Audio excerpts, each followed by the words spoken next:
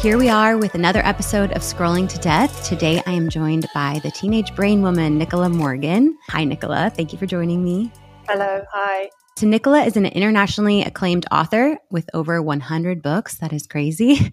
An authority on teenage well-being. You specialize in how stress and anxiety alter performance in learning and the effects of screens and social media, and also reading for pleasure. So you were originally an English teacher. They're introducing phone bans now, right, in a lot of schools? Yeah, and that's definitely a big topic at the moment. And there has been some attempted intervention by our government to tell schools that they must have a phone ban. Yep. But over the last few years, when I've gone into schools or I've talked to schools, usually I'm talking to the staff, to the teachers, or the parents, or both. And a lot of the schools are asking me whether I think there should be a phone ban. Yeah. And there's no short answer.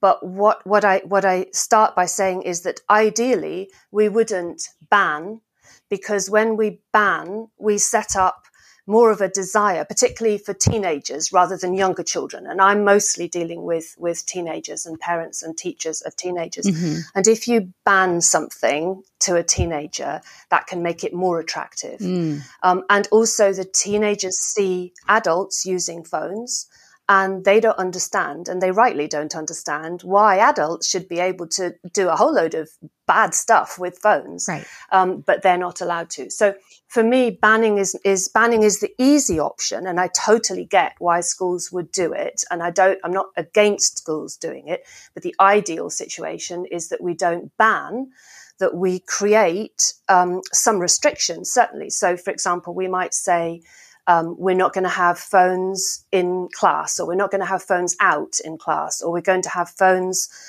always on silent and never in our hands in class. And we're going to have certain times when we can or can't use our phones. But to actually ban them, as I say, it's easy for the school to do that, and I get why they would do it, but it's not the best way, because what you're then doing is not teaching young people to develop self-control and to understand why they would sometimes choose, or should sometimes choose, not to use their phone, to put it away and do something else. Right, because they're going to have to learn that at some point. Yeah, exactly. And one thing that parents find, and I'm sure this is the same wherever you are, that if the children have had their phones banned during the school day, then what happens is that as soon as they get out of school, they want to be on their phones all the time. Mm-hmm. And so it then becomes more of a thing for parents to manage.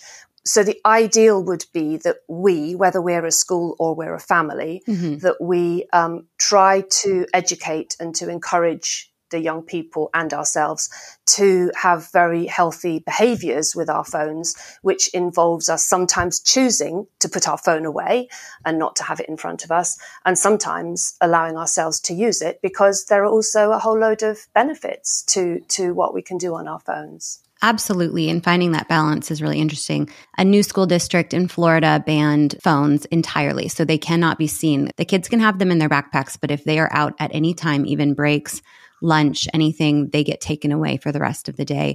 And so I did a little video on that and shared it on Instagram a few days ago. And there's thousands of comments on this video of people with very strong opinions on this topic. And a lot of people are in favor. Most are in favor. Many, especially the teachers, are sharing the sentiment that it's not our job to teach phone regulation, that it's the parents' job. And obviously it's got to be a shared responsibility across not just teachers and parents, but the government and tech companies. We all need to be working on this together. There's a lot of here in the US sentiment around school shootings and needing your children to have your phone on you. So that's been a lot of the comments too.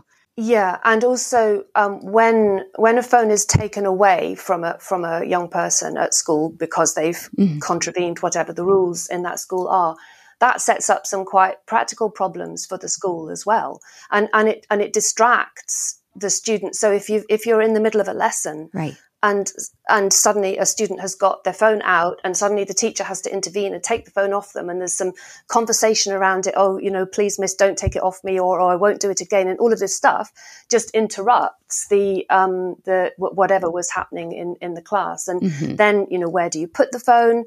Is it going to be safe? Is it going to be, what happens then when the class ends, but the phone has still got to be confiscated? All of those practical things that are set up.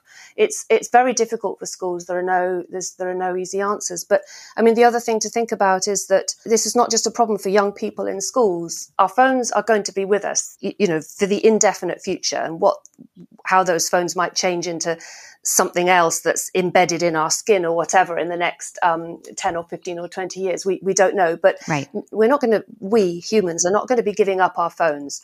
So young people are going to have to learn how to manage their phones and their phone use in a healthy way for the rest of their lives, not just for those few hours, the hours and days and a small number of years that they're in school. So it's about how you learn at an age-appropriate time to understand what positives and negatives your devices might be doing to you or for you, and how you make some really good choices around that.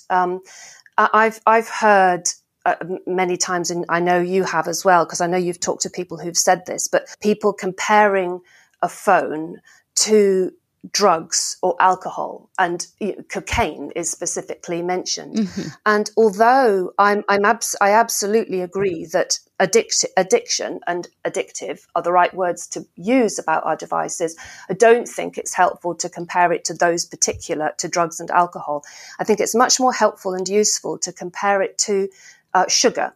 So sugar is also addictive, and we have known for many years that having too much sugar or having it too often, it has got some negative consequences in various ways, whether it's our teeth or our blood sugar levels or our physical health or whatever it is. And so we have learned to create, and parents have learned to create rules, and schools have learned to create rules, and society and advertising have learned to work within some rules about how often we allow ourselves to be tempted to eat sugar. And obviously some people are tempted too often, but we all understand that having some sugar is fine. In fact, it's part of how you get your fuel to fuel your brain. What we eat turns into sugar in our bodies, and that's why how we are fueled, how our brain is fueled. So there's nothing intrinsically wrong with sugar. It's just that if we have it too often, or if we think that every time we see something sweet and sugary, we can just eat it without any kind of negative consequence, then we soon learn that's wrong. So we learn to build rules around this. And so I think that in the same way as sugar is addictive and phones are addictive, we don't have to demonize them to the extent of thinking, oh, everything to do with sugar or everything to do with the phone is bad, because that's just patently not the case. Right. And the negative consequences of overusing sugar or phones are not in the same scale as the negative consequences of overusing drugs or illegal drugs or alcohol. And so as I say, I don't think it's helpful to set them up as being something absolutely demonic. But they do have some negative consequences when we use them too much. And kids know this. One of the most common questions or kind of discussion points that I get from young people themselves is, how do I stop myself constantly procrastinating and constantly not being able to get in the UK, we call it homework. I don't know if you have the same word, but the work you do in the evening after school. Yes. And they have to do this homework, and they know and they notice that they're being distracted from it by their phones, and they don't like this feeling. They know it has a negative consequence. And I'm not just talking about the very motivated kids. I'm talking about all types of kids. They know and they notice, as we as adults do, that our phones and the things we can do on them often distract us and make us not get our work done or get it done more slowly. Yeah. So if this is not something that as adults, we necessarily have to introduce teenagers to. They know, and they want to be able to live healthily. They don't want the negative consequences. They don't want to be kept up at night by their phones, but they need to understand, and we need to help them understand why it is that their phones are likely to keep them up, keep them awake at night, or keep them from being able to do their homework. I loved your comparison to sugar. And a lot of people do compare cell phone use and cell phone addiction to drug addiction. A lot of moms have said, would I give my kid a drug and teach them, how can you be really safe with this drug? You need phones to participate in society these days, just like you need food. I mean, even just food. You need food to survive. You need a phone to survive nowadays. Like with food, you can't overdo it. You have to be careful with how much you're eating, what things you're eating. So even, I love the sugar analogy, but even going as far as comparing it just to food, and then people do get to the food addiction level when they overdo it. Yes, or they make wrong, less good choices with food. We don't like talking about bad foods or good foods, but we all kind of know what we mean when we talk about foods that are more nutritious for you versus foods that are less nutritious. And those are equivalent to the choices that we need to make with our cell phones and all other, the other devices that we use to get the stuff that we get today. And you say, as you say rightly, that they're necessary in today's world, but they're also, we mustn't forget that they're also very useful in lots of ways. They allow us to access knowledge and information, right, and people. They allow it's not called social media for nothing. It's social, and being social, making friends or connections is really important. It's more than important for humans. It's necessary for our mental health. Now, you could argue, and you can have discussions about whether the friends you make on social media are truly friends. Mm-hmm. But I would say that while some of them probably aren't truly friends by a general definition, many of them are truly friends. I mean, I have friends who I have either only communicated with online, I've never met them in real life, or more often that I hardly ever meet in real life. But I certainly regard many of them as proper friends and as helpful and useful and supportive and fun and enjoyable as some of the people that I traditionally friends with and meet in real life. And young people as well, when they're at school, and the only people that they can have engagement with are the other people at school. And when they may find that the people they meet at school are not necessarily they don't necessarily share their situations or their lives or their values, let's say, then it's very helpful for them to be able to make friends and connections online.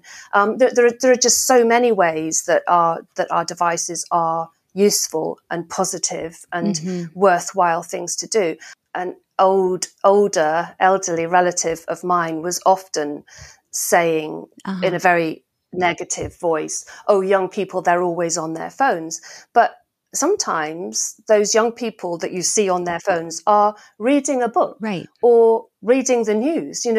These things happen as well. They can be doing extremely valuable things. It's just that when you see them looking at their phone, you assume that they're doing something pointless or negative or whatever. And sometimes, of course, they are, as sometimes adults are, and very often adults are as well. But there are lots of positive things. And my book on this topic, The Teenage Guide to Life Online. Yes, I have it. For every single topic that I cover in it, there are positives as well as negatives. Let's back up a little bit and talk about the teenage brain a bit more. So parents that are listeners of this podcast, I think it's helpful for them to understand what's going on in that teenage brain. And as adults with a fully developed brain, we can put it down a little easier. We can notice when it's getting a little out of hand. So what's going on in their brain that makes it so hard for teenagers to put it down?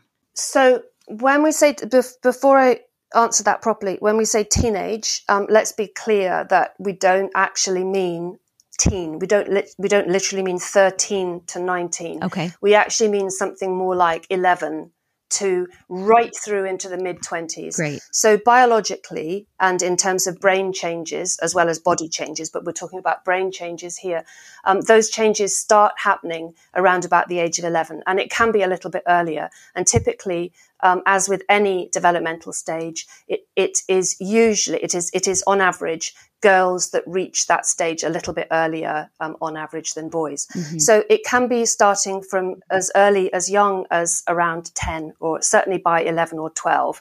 Most young people will have started these developmental changes.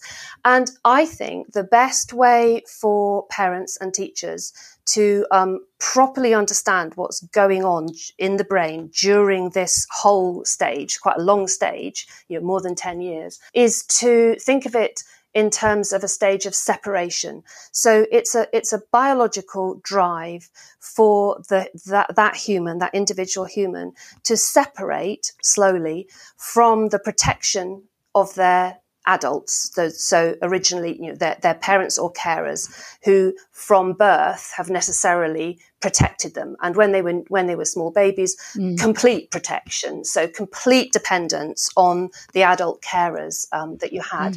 So the journey starts with that. It starts with protection and dependence. And the destination of the journey is independence and lack of protection. So reliance on yourself. And that's what we want for our young people. Every parent, much as they might want, and their natural desire is to protect their child and even their teenager, what they actually want, if you think about it, is eventually, not now, not yet, but eventually, for the young person to be independent, able to stand on their own 2 feet, not needing the protection of the adults around them, and not needing to be dependent on them for what's right or wrong or whatever. So it's a journey with a start point and an end point. Mm-hmm. If you think of the word separation, so if they've got to separate from this dependence and protection, separation is a very difficult thing to do, and it has some possible negative, likely, not necessary, but likely negative consequences. For example, conflict. So if you've got to separate from complete trust and complete belief in everything that those caring adults said and thought, you've got to separate from that. There's got to be some kind of conflict. The young person is being programmed to draw away. And how are they going to find their own values and their own understanding of what's right and wrong and their own ability to stand on their own 2 feet if they don't push, if they don't challenge the adults around them? Right. And another consequence is insecurity. So if they start, as they do, to understand that one day they're going to be independent and standing on their own 2 feet, that's scary, because it's a lot less scary to think that your adults are going to do everything for you and make the decisions for you and deal with any problems that are sorted out. Mm-hmm. So you can get that sense of insecurity.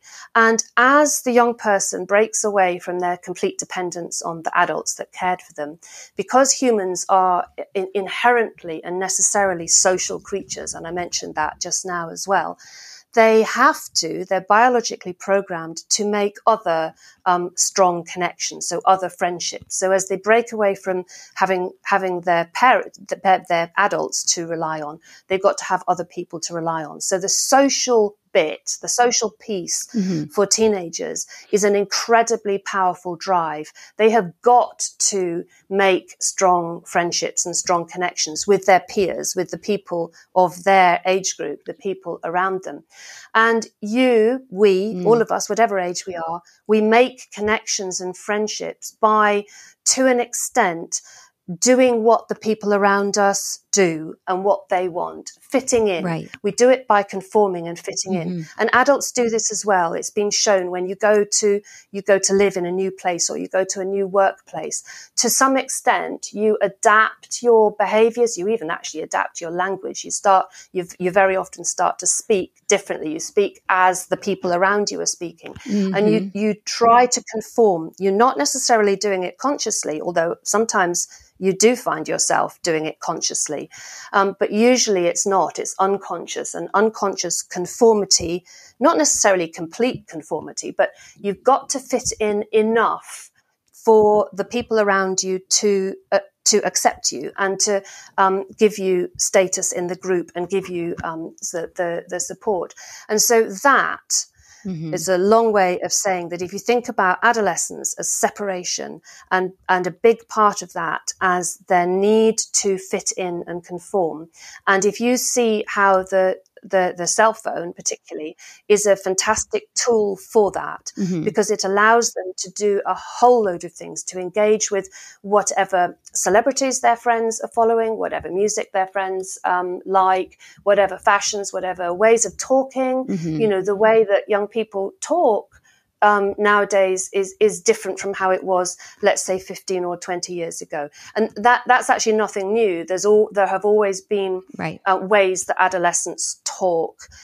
When I was an adolescent, I remember my parents and the adults around me and around not just me, but people that I saw on television, telling us off because we often said, well, now the thing that teenagers do is this like thing, when they say, and I was like this, and I know they don't use like in the way that my age group uses like. So it's that thing. It's conforming. It's being like, in the accurate way of saying like, it's being like the people around you. It's a really important drive, and phones are a fantastically brilliant tool to allow you to do that. And also part of, not just for teenagers, but for other people, part of this social thing of connecting is the need to share information about yourself. So if you think about it, when you meet somebody new, even in real life, whether it's real life or not, you have to, and you do, share something about yourself, not necessarily a secret, but you start exchanging information about yourself. You're trying to find out, who is this person? Where are they from? What might we have in common? Yeah, and can I trust them with my information? Yeah, exactly. And sharing photos becomes part of that, which is obviously a massively common thing to do, and a very easy thing to do, obviously, with our phones. So there are a whole load of things that we as humans, and teenagers particularly, want and need to do, and our phones allow us to do those things. And then there's, tied up with all of that, I keep saying we're kind of programmed or wired to do these things. How that happens is through the pleasure or reward system in the brain. So we get, and this is where the addiction comes in, because it's the same thing with anything that you might become addicted to, whether it's sugar or drugs or alcohol or phones. Right. That happens through the reward system in the brain, which each time, it's not each time you do the thing, but each time you anticipate, each time you're about to do the thing. So when your phone pings a notification, you then get this little rush of pleasure. The chemical in your brain is dopamine, which I'm sure everyone's heard of. You get this little rush of dopamine, and that dopamine happens just before. So it's just as you pick up your phone to open the notification. It's not when you're reading the notification. It's the anticipation, because you're thinking, ooh, so, someone of my friends, or someone's replied to something, someone's kind of, it's actually the same with chimpanzees and grooming. Someone is grooming, don't mean grooming in the sexual grooming sort of way, but grooming in the, how we give each other praise and kind of interest and everything, which is how one of the ways that we make friends. Interesting. So each time you anticipate that you're about to get some kind of little positive thing, little bit of pleasure, little sugar rush from your phone, it's what's going on in your brain is this dopamine reaction. So all the things that happen and are relevant for humans of all ages, but more powerful in teenagers, partly because of this extra need, biologically driven extra need to make those connections and conform for safety and security, learning about themselves, learning their new place in the world. This makes a lot of sense, because as your kid turns 10, 11, 12, 13, they start to push back, right? And I love how you described that, and that pushback is natural and to be expected and just part of their process of becoming independent. I think that's important for parents to understand. Yeah, absolutely. It's inevitable. It's easy for the teenagers to do this because their brains are driving. That's what their brain development is pushing them towards. It's pushing them to separate. The problem for parents is that our biological drive is to protect. And we don't have something happening in our brains to help us through this. So the kind of teenagers, they, as I say, they don't have to decide what to do about this. They're just going on their gut instinct of needing to conform, etc. But as parents, we have to be, because we don't have the biological drive pushing us away from our teenagers, we need to be a bit more thoughtful about it. And for me, it's incredibly helpful to properly understand what is going on in adolescence, and to avoid feeling negative about it. I mean, right. Yeah, it's not easy for parents. Sometimes it is, let's not get the impression that all teenagers are really difficult, because it's absolutely not the case. All teenagers are different. But there are some common difficulties that parents come up against, particularly if they don't have a reasonable understanding of what's going on. And as I say, understanding adolescence as a period, a stage of separation from protection and dependence is a really helpful place for adults to start. And it doesn't mean, so my first book on this topic was called Blame My Brain, and that's not meant to be an excuse. It's meant to be an explanation. So it's not that we just say, oh, that's what's going on, so we'll just have to wait. We'll just have to wait it out until we just go to sleep for 12 years or something, until they're in their mid-20s. That's not how it works at all.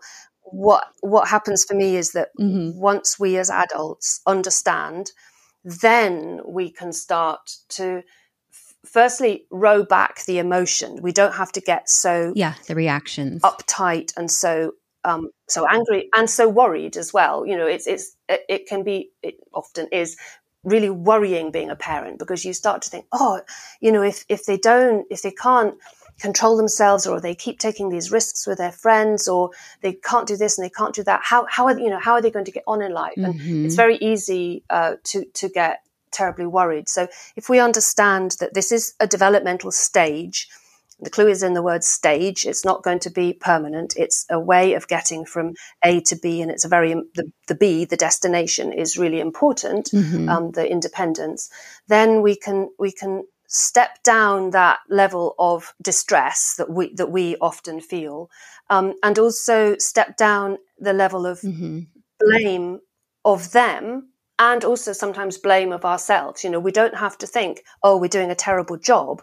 It's a difficult job, and we might make mistakes, but almost always those mistakes are rectifiable by simply apologizing for getting it wrong, starting to understand better, and discussing with your teenager how we might do this differently, and make it better, make it work better. I'm sure everyone will agree that communication with your teenagers is the key. But it's also very difficult, because part of how they act on this separation stage is that they try, or they often seem to try, to cut off communication with us. They don't always seem, they're not always very easy to keep communicating with, because there's that typical and very common stage of, or that behavior of just not wanting to talk to your parents, but often being perfectly articulate and chatty with other adults, even also with teachers, but trying to keep communication going by persevering. You be the adult in the room. You don't have to be, in fact, you shouldn't be their best friend. That's not how this relationship works. You can be friends with them a lot later on when they're fully grown adults. Mine are in their 30s now, and I think I'm still their mother, actually, but I am a friend to them, I think, in a way that it wouldn't have been possible or right or helpful if I'd done that when they were teenagers. We have to be the adult in the room, and sometimes we have to be the brain. I mean, one thing I haven't mentioned, a really important thing I haven't mentioned in terms of what's going on in the teenage brain, is that when I said that it doesn't finish developing until the mid to late 20s, what I specifically mean by that is that the last part of the brain to finish developing doesn't finish developing until then, and that's the prefrontal cortex. And as many of the watchers and listeners will know, the prefrontal cortex is the part of the brain that's often called the control center. So it's the part of the brain that when it's working well, it allows us to resist temptation, to put our phone away and out of sight so that we can do our piece of work instead. It's all of those resisting temptation and controlling impulses, actions that the prefrontal cortex allows us to do. And ours as adults are fully developed, but we still make loads of mistakes. We still often don't resist temptation and don't make good decisions. But we have a better chance than most teenagers do, because none of their prefrontal cortices are fully developed. So it is harder for them, not impossible. They can often make really good decisions, but it's harder for them to make a good decision when faced with temptation. The prefrontal cortex is often called the cool system, and another set of areas, the limbic system, is often called the hot system. And the hot system makes us be tempted to do something. So with using the analogy of sugar addiction or craving, it's the limbic system which will say, oh, I want that sugar. I want that lovely taste. I want it now. And the prefrontal cortex will step in and say, actually, maybe, no, you've just had some sugar, or you'll have some later, or whatever. And there's that, for all of us, most of the time, there's this conflict between what I want to do and what I realize I ought to do because the long-term or even medium-term consequences will be better. Prefrontal cortex is what allows us to make good decisions when we do. But as I say, even adults very often don't. But as parents, we have to, once we start to understand that mechanism a bit, we need to, where possible, try to be and to model being that prefrontal cortex. So you can do it in quite an explicit way. You can say, so I know you want to have your phone now. I know you want to do some chatting with your friends, but you also know that it would be better for you. You will feel better quite soon if you get your schoolwork done, get whatever the task is that would be more advisable to do now. Think about how you will feel. This is going to be a good thing to do. These are some ways that we can make it easier for you to put your phone away. How about you give me your phone and I go and put it in a box downstairs, and then we set a timer of 45 minutes, let's say, and you'll get your work finished in 45 minutes, and then how great it'll be because you'll be able to have your phone back. So that type of conversation is actually what the prefrontal cortex would be doing inside your head. So if you, as the adult, can actually verbalize that conversation, it enforces it as a conversation in the person's head. And if you think about it, when you are trying to make decisions, it is like a conversation in your head. Or is that just me that has conversations in their head? No, it's everybody. Yeah, exactly. And sometimes it's quite vague, but you can actually make it more concrete. Sometimes people, when they've got a big decision to make, will write down a list of, here are the reasons why I should do that. Here are the reasons why I should do that. That's prefrontal cortex behavior, and it's very, very useful to practice.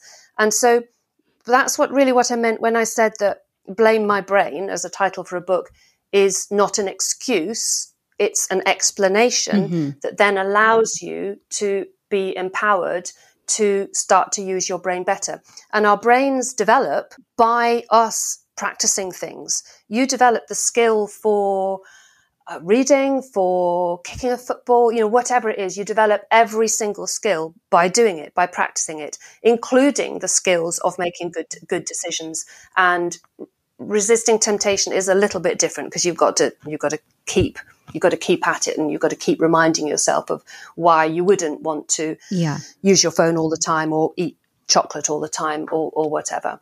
Do you feel like parents these days are going a little overboard with the protection? And in that, I mean, we have a device on them all the time, whether it's a watch. Often phones are given really early, and we know where they are all the time. They can communicate with us at any time, and they know that too. I wonder if we're underdeveloping their ability to be separated. Yeah, I do think that's going on. I'm not sure if there's a way of doing anything about that, because we are where we are and we have what we have, and it's very difficult and sometimes impossible to row back to. It's very difficult to act as though you don't have something when you do. So, when I was growing up, as you're suggesting, there wasn't the possibility of my parents monitoring where I was, and so they didn't have to think about that. But now there is the possibility, and when there's the possibility of being able to do something, it's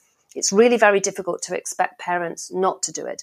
But what I think we can do is try to do it less and try to do it as little as possible. So one thing that I talk about when I talk to parents, and I don't know if this is a phrase that's common in the US, but we talk about helicopter parenting. Is that something that you? So for anyone who doesn't know what that means, helicopter parenting is when you hover above your child or teenager and you spot that they're about to make a mistake. So let's say you spot that they haven't done a piece of work they're meant to do for tomorrow, and you step in and you do it for them.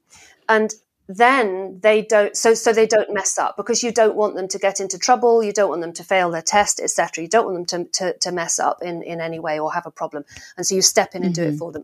So that's helicopter parenting. And clearly it's not a good idea. It's because it's not going to teach that young person that there are consequences of not doing what you're meant to do, and learning to do it themselves and learning to have the success themselves. So it's very easy for parents sometimes to do that. A really good example of how parents do helicopter parenting is when let's say your child or your teenager has gone to school, and you see that they have left behind something they're going to need, their sports kit or whatever it is, they've left it behind, and you take it into school for them. That's helicopter parenting. So they don't get into trouble, which is great, but they also don't learn that they need to remember to take their sports kit in. Right. So what I always suggest instead of helicopter parenting is something called, what I call it, I invented it, I think, safety net parenting. So if you think about a safety net at a circus or something, the safety net is not there to stop people falling. It's there to allow people to fall safely and to get up again and to see why they fell and do it again differently and better.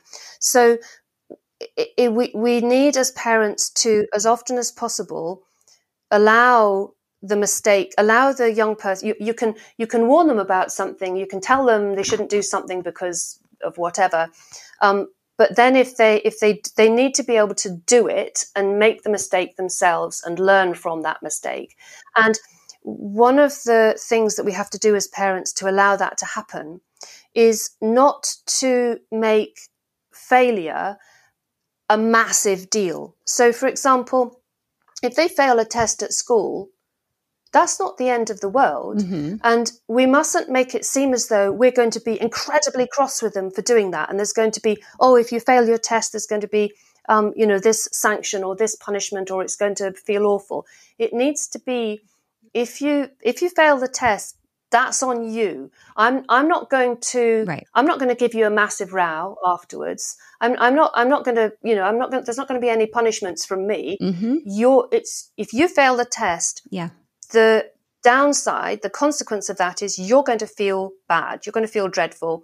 So how about you work harder and, try harder, not just working harder, but try harder, have a good night's sleep, do all of the things. What are the things that you could do to make failure of the test least likely? It's listen to the teacher, do the work, allow your mum or dad to help you by testing you or something like, any of those things that you might do to become better at something. get a good night's sleep. You don't have your phone on in the bedroom, etc. These are the things that you can do as a young person to empower yourself to be less likely to fail, to be more likely to have success. That's safety net parenting. Obviously, it's the age of the child or teenager is important, and what you might expect an 11-year-old to do is different from what you might expect a 15-year-old to do, and also individuals are different. So some 13-year-olds are incredibly hardworking and responsible and quite easy to safety net parent, and other 16-year-olds are harder. So there are individual differences and age differences. So, and you as the parent, you're the expert in your child. You know what you can reasonably expect them to do. But I think not making the idea of failure or mistake or whatever, not making it out to be such a scary thing. It's something that we all have to go through. And, it's a bit of a cliche to say it, but failure is can just be a step towards success. But make it their success, not your success. Because if you do it for them, it's not their success and they're not going to feel great about it. And I think a lot of parents are having trouble seeing their children in any kind of discomfort. I know, yeah. But that's all normal, and we feel discomfort throughout our whole lives. Yeah, exactly. I mean, I've got 4 very small grandchildren, and my daughter, the mother, I've got 2 daughters. They've each got two grandsons, and one of my daughters was saying the other day that she'd seen a photo of a child, not her child, but she'd seen a photo of a child sort of looking as though they had been a bit left out of a game. And she was saying, oh, it's going I can just imagine if my child is left out of something, how awful I'm going to feel. And yeah, it's not nice, but you can do obviously, with a small child, it's different. You do much, much, much more to help them. Obviously, you can't expect small children to work so much out for themselves. But as I say, I'm mostly dealing with teenagers or 11 upwards. But as they go through that time, just being there, being that safety net, being there in the background, not to prevent them from falling, but to help them when things go wrong. I'm not by any means suggesting that we don't do some things for them. Of course, we help them, we talk it through, but they're going to get their best feelings, their best successes from managing to do something themselves. And that includes how they manage their own use of their cell phone and their use of social media. And so this is why, going back to when I was saying at the beginning that I'm not for banning phones, just as I'm not in schools, I'm also not in the household, because it's much better if you can to create a situation where the young person makes the right choice themselves. Now, I know that sounds and is in many cases unrealistic, but it's something to work towards. And so I would say it's often helpful to make it a bit easier for them to make the right choice with a cell phone. But I would say that to myself as well. What I mean by that is that I'm working on my own almost all the time. So I'm in my own office at my computer. And there's nobody to tell me that I'm on my phone too often. It's all down to me. But if I have got a piece of work to do, which I know I need to concentrate on, then if I have my phone in front of me, just lying there on the desk, it won't happen. I know that makes it harder to concentrate. I also know the science behind that as well. There's fantastically interesting science behind how it just reduces your concentration, even at the margin, even a little bit. If it reduces your concentration on a difficult task, that's a bad thing. So I make it easy for myself by putting the phone somewhere else. I leave it. So I have a garden office. It's separate from the house. So I leave my phone in the house, and I tell my husband, look, I haven't got my phone with me at the moment, so you can't contact me. And I switch my notifications off on my computer. And I also sometimes go to the extreme of I've got an app that is a social media and internet blocking app. So I can set it for 40 minutes or however long I want. And I cannot get online, even if I want to, during that time. But even the fact that you have acted to set yourself a time that you're going to work for, and usually it's advised that it's not a very long time. So 25 minutes is the time that is most recommended for you to do this for. So you set your timer for 25 minutes and you work for 25 minutes and you commit to not looking at your phone, and ideally you have it out of the way, and not looking at any other notifications that come in on your computer. And it's amazing how even without a block, something changes in your mind. You just know that you've got to do this piece of work for 25 minutes and then you're going to get a 5-minute break. Yeah. And in that 5 minutes, you can, if you want to, go back on your cell phone.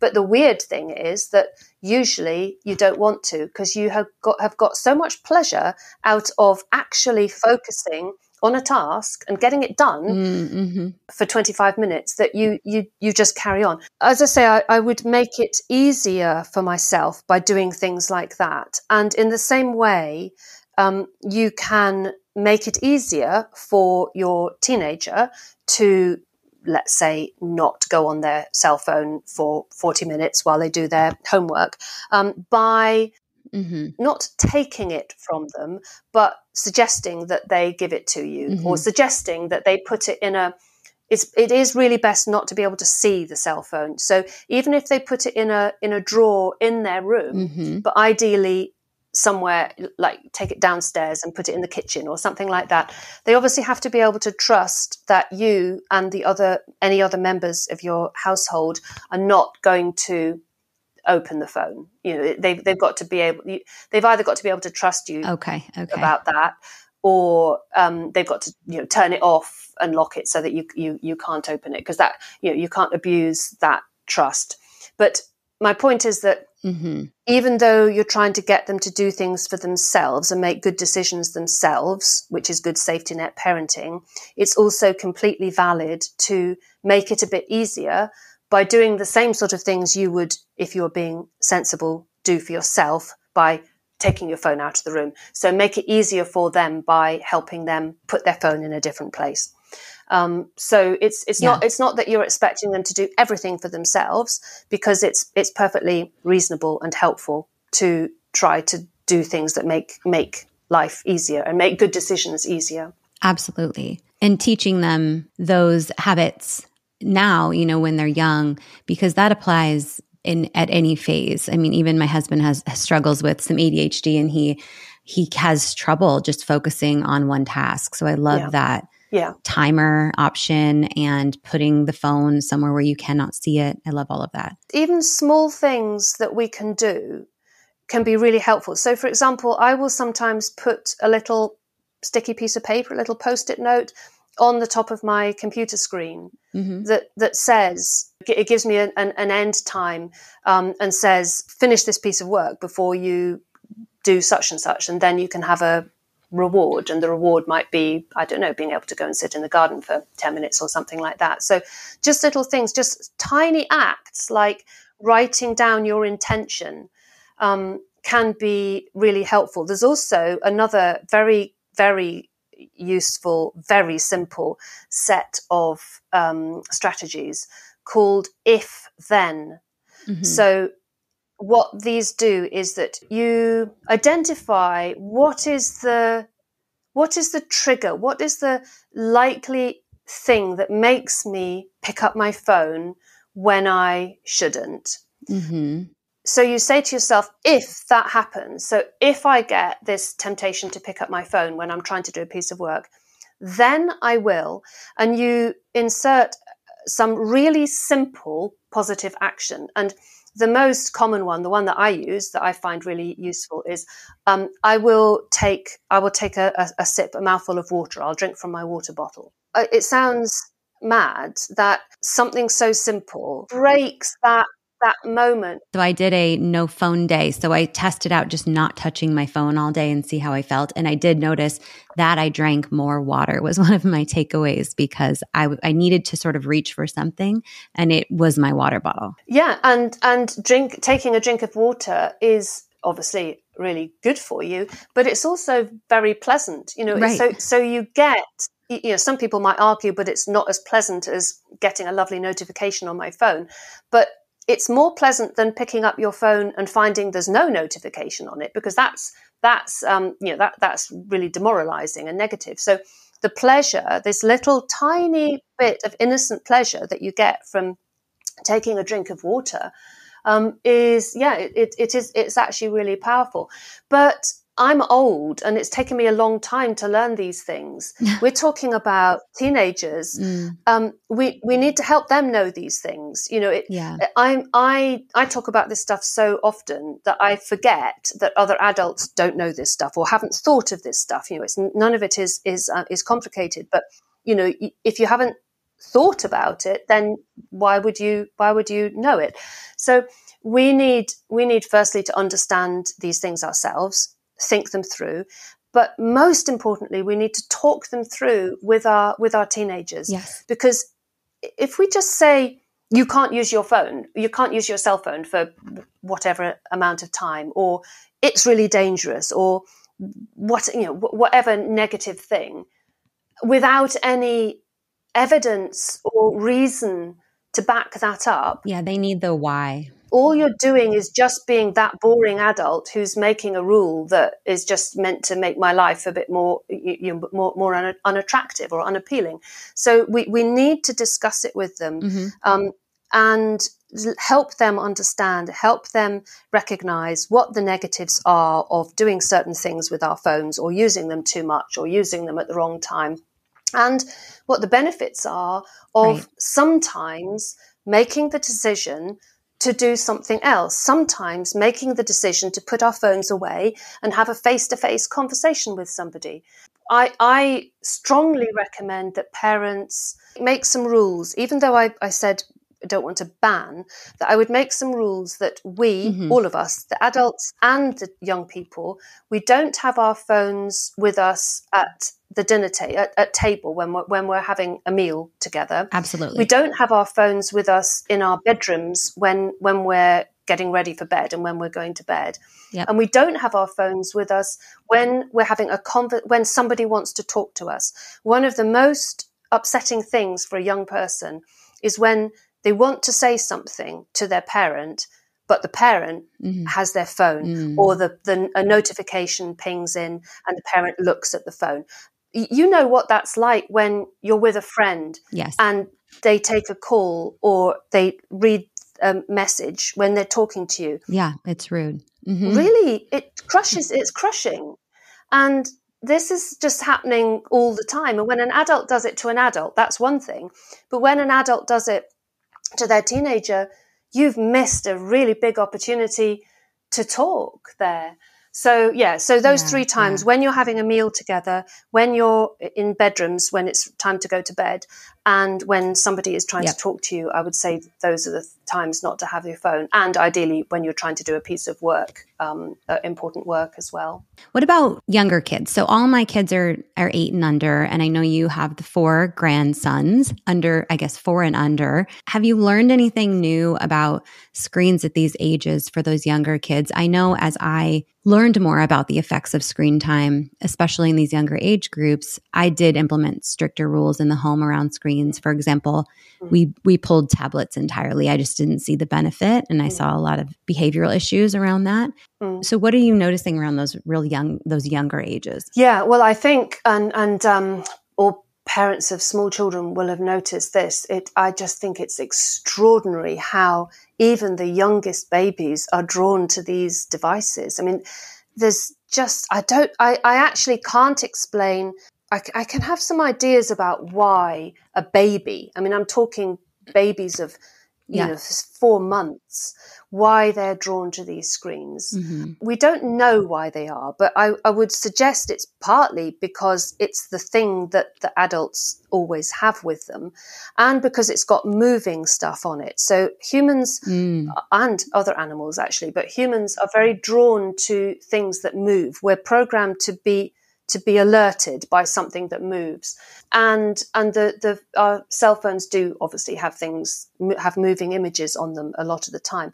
I mean, also I think that, and this is not a bad thing, but it has consequences. And I mean, the good thing is that it's a lot easier for parents to make healthy rules about screen time for young children than it is once they get to be teenagers. Yes. Once they get to be teenagers, then it's all about constant conversations about it and negotiation. And also, whatever rules you make, if they want to, a teenager will find a way around them, either a way around them or a way to manipulate you and wear you down so that you end up giving in. I know. Whereas with younger children, it's easier to have those, as a responsible parent, it's easier to make those restrictions and to make them work. You can use distraction, et cetera, et cetera. So there are all sorts of ways of doing that. I'm not saying it's always easy. Yeah. Obviously, it can also cause, tantrums and anger, but it's definitely worth, I think it's really important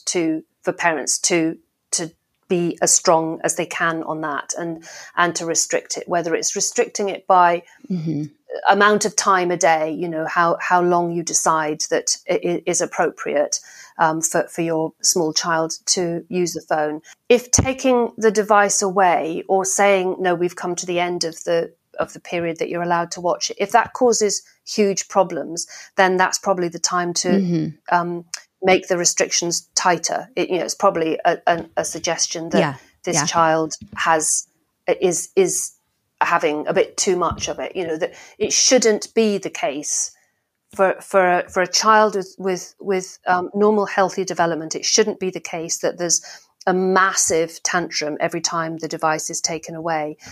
If you can replace it with something else fun, and they might not want to do it at first, but after a while, they need to be able to be enjoying physical activities, or if you can't get fun going and kicking the snow around or playing in piles of leaves and fall or whatever, then you've got a problem with screens. I would encourage parents to feel strong enough to be as firm as they feel they should, and never to give in to that, oh, but my friends have it thing. Yeah. Making critical decisions with some education around how it's affecting them. And those younger ages, I find my 6-year-old, for example, was using a tablet about 10 minutes a day, and we saw some behavioral issues and we took it away, and he only brought it up one other time. It's been in like half a year and he has not even asked for it again. Yeah. So it wasn't a big deal. Yeah, exactly. I also think that at every age, while your children and teenagers are still at home, so young ones and teenagers, I think it's right and helpful for parents to have a small number of absolute red lines and absolute things that are just not going to happen in this house, not going to be acceptable, and that you be as strong as necessary on those things, and then have some other things which can sometimes be negotiated. Yeah, I mean, this might sound quite odd nowadays, but one of my red lines with my daughters was television in the bedrooms. It's something I felt so strongly about. They were just not going to have television in the bedrooms. Me too. So those were the days when normally in a household you would have one family computer which everybody did their work on, or one for the children. So the individual children probably in those days wouldn't have had their own computer. So having computers in the bedroom wasn't a thing anyway, because you would normally do your homework at the family computer downstairs. I know obviously it's different now. And I know obviously that you nowadays watch television on computers, so it's kind of all a bit blurry. But in those days, it was the case that most kids wanted to have a television in their bedroom, and that was just my red line. I just thought I explained it to them by saying that no, because it just means that we're not going to have family conversations downstairs. If we're going to watch television, we're going to watch it as a family, not having you going up to your bedrooms and watching it on your own. Yeah. I wonder, Nicola, when your daughters moved out, did they then get a TV in their room right away, or did they kind of see the benefit of that? It's funny because my older daughter actually, on the day that she left school, or the day that she finished her very last exams, so she would have been just nearly 18. we actually bought her a present of a television. But that's not because it wasn't a big deal. It wasn't, we didn't have loads of arguments about it. That's what I mean really by a red line. Yes. This is the thing we're not even going to have an argument about. It was that and drugs, to be honest. Those were my two red lines, and they sound really very different things. And of course they are. Yeah, that's fair. And I also think it's quite helpful to have a red line that is not actually a kind of catastrophically important one. And having a television in your bedroom, it's obviously not catastrophically important, but it was my way of saying, I feel really strongly about this, and you need to respect the fact that I feel really strongly about this, because I've got some good reasons for feeling strongly about it. These are my reasons. Yeah. And that is the end of the story. I'm the adult here, and I'm not saying you can't talk about it. You can talk about it as much as you want, but I'm not talking about it anymore, because that's just where the rule is. I don't think you can set good, strong rules without being able to explain it. Yeah. And I think even the lesson of other families are going to make different decisions, and that's okay too. Especially with social media now, you get a lot of kids coming home and saying, my friend has TikTok and we're 13. But, explaining to them ahead of time that every family is different in these decisions, but these are what our red lines are and these are what our decisions are, is important in making those clarifications before those arguments come to you, right? Yeah. Absolutely. I think as well, another thing that parents could bear in mind is that often the young people themselves will be, even though they might be cross with you that you said they couldn't go, let's say, have a TikTok account or whatever it might be. Mm-hmm.